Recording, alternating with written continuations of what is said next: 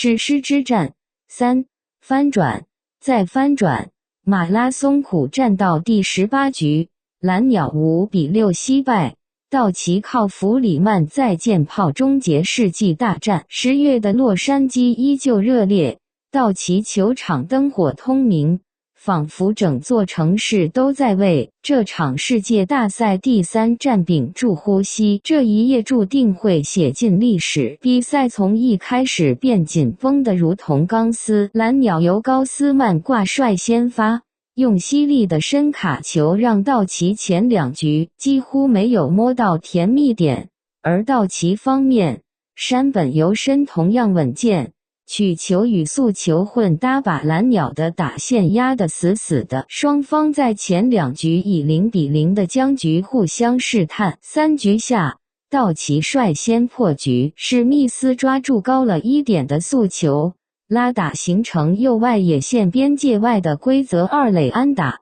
道奇率先敲动攻势，随后芒西在2好3坏时被高斯曼用变化球3振，但泰勒等到了一个失头曲球，狠狠一击送向左外野看台。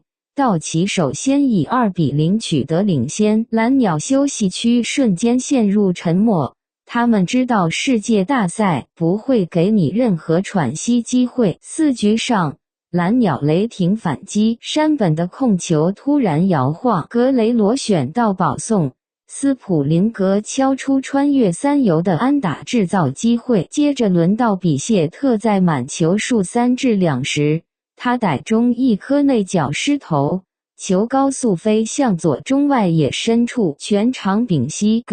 蓝鸟3分炮轰然爆发，比分瞬间翻为3比2。蓝鸟板凳区沸腾，整支队伍从沉闷瞬间转为振奋。第5局上，蓝鸟靠瓦肖的右外野平飞安打再添1分，把比分扩大到4比2。道奇顽强咬住战局。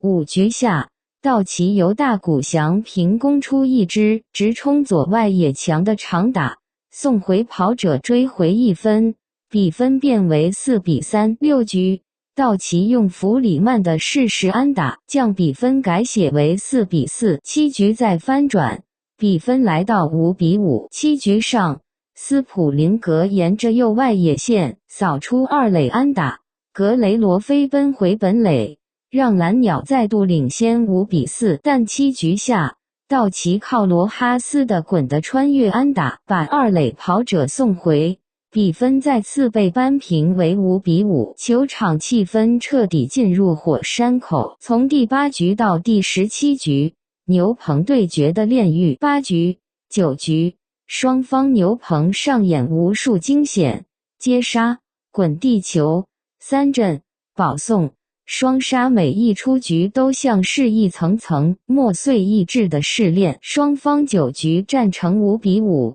比赛被逼入延长赛。接下来的10局攻防几乎就是耐力与心脏的极限比拼。蓝鸟在第11局、第14局曾制造的点圈机会，但都被道奇外野的关键接杀与牛棚的精准控球挡下。时间跨过午夜，比赛进入第18局，马拉松般的6小时39分，球员们的体力、观众的嗓音、解说的语调都已濒临耗尽。第18局下，弗里曼的再见一击，蓝鸟派出后援罗梅罗尝试继续撑住，然而面对本场状态火烫的弗里曼，任何一个微小的失投都会造成灾难。第1球好球，第2球坏球，第3球，一颗本想诱骗挥棒的变化球，却稍稍偏高，啪，声音沉闷而扎实。球从球棒飞出那一瞬，